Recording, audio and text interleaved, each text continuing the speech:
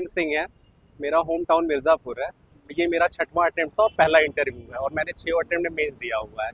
मेरा हरीश प्रताप सिंह सर के बोर्ड में इंटरव्यू था। उन्होंने सबसे पहले हाल चाल ये पूछा नॉर्मल है, मेरा सिविल इंजीनियरिंग था तो उन्होंने पूछा कि रोड की सुरक्षा के लिए क्या की जा सकती है। उसके बाद बीबीजी राम योजना के बारे में क्वेश्चन थे और ज़्यादातर ऐसे ही हाल चाल वाली थी, कुछ ऐसे इंपॉर्टेंट क्वेश्चन थे। क्या पूछा गया? बस यही कि क्या कर रहे हैं अभी, क्या पढ़ रहे हैं, बस यही सब चीज़ें चल रही थी। क्वेश्चंस में एक बीबीजी राम योजना इंपॉर्टेंट क्वेश्चन पूछा गया था। दूसरा उन्होंने पूछा कि जेल में अगर आपको रिफॉर्म करना हो तो आप क्या कर सकते हैं। तीसरा उन्होंने पूछा था कि आज एकादशी है, कौन सी एकादशी बनाई जाती है, कहाँ पे होली एक महीने मनाई जाती है, उन्होंने ये भी पूछा। यही सारी चीज़ें थी। हाँ, पोस्टेड नहीं हूँ मैं, जय हो स्टडी में एज अ काम करता हूँ, कॉपी इवैल्यूएशन का काम करता हूँ, एज अ मेंटरशिप भी प्रोवाइड करता हूँ। अच्छा, माध्यम कौन सा है? माध्यम मेरा इंग्लिश मीडियम है। अच्छा, सिचुएशन बेस्ड, सिचुएशन बेस्ड कुछ ऐसा नहीं करंट पूछा। या इंटरनेशनल रिलेशनशिप? नहीं, हाँ, इंटरनेशनल रिलेशन से पूछा था कि बांग्लादेश में जो नई सरकार आई है, आप क्या देख रहे हैं कि भारत से रिश्ते की सुधार होगी कि नहीं।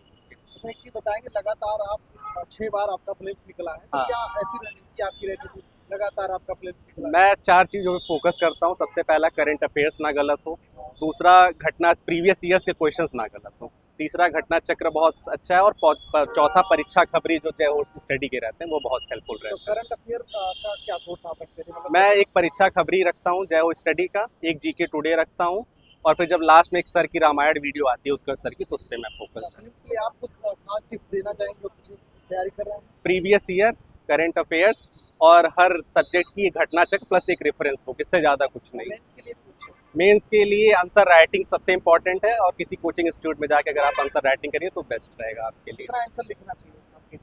मुझे लगता है कि पर पेपर कम से कम आप 100 आंसर लिख दीजिए, सफिशिएंट है उससे। आंसर राइटिंग के लिए कुछ खास टिप्स आपका? अब मैं खुद कॉपी चेक करता था तो हाँ, मुझे आप बता सकते हैं। अच्छा, हाँ, तो ये है कि अगर एक प्रॉपर स्ट्रक्चरिंग रहे हर चीज़ की और क्वेश्चन की डिमांड रहे, अब हर क्वेश्चन की डिमांड नहीं की जा सकती, आपका 2-3 क्वेश्चन कंप्रोमाइज होगा ही होगा, तो आप 15-16 पे आप उसका वो मतलब जो डिमांड उसको फिलफिल करिए, वो सफिशिएंट है। तो ओवरऑल जैसे क्या स्ट्रक्चर होना चाहिए, आप थोड़ा बता सकते हैं? एक इंट्रो कम से कम 20-25 वर्ड से ज़्यादा कभी नहीं रहना चाहिए, यही कंक्लूजन में भी रहना चाहिए। बॉडी पार्ट को भी सब सेक्शंस में डिवाइड करना चाहिए, as a demand of question होना चाहिए। अच्छा, ये नहीं बताया आपने, क्या बोलते हैं, ये इंटरव्यू को कौन सा अटेम्प्ट? ये इंटरव्यू का पहला अटेम्प्ट। पहला attempt। हाँ। अच्छा, और ये कुछ पोस्ट प्रेफरेंस से क्वेश्चन पूछा गया? नहीं, पोस्ट प्रेफरेंस नहीं पूछा। उनके पास कोई डिटेल नहीं रहता तो कुछ भी। कभी कोई पूछ लेते हैं कि आप क्या करें? नहीं नहीं, कुछ ऐसा कुछ एकेडमिक नहीं रहा कुछ? एकेडमिक वही सिविल इंजीनियरिंग था तो उन्होंने कहा कि जो रोड पे एक्सीडेंट्स हो रहे हैं उसके लिए आप क्या कर सकते हैं, अगर आपको एज कोई 2 चीज़ें बताइए। हॉबी? हॉबी से पूछा तो मैंने बताया कि रिलेशन इंटरनेशनल रिलेशन पढ़ना और डायरी राइटिंग, तो डायरी राइटिंग उन्होंने क्वेश्चन आपके पूछा। हिसाब से लगभग हो गया है समाज। हाँ। बहुत बहुत धन्यवाद आपको, बहुत बहुत शुभकामनाएं। आपका चैनल थैंक यू।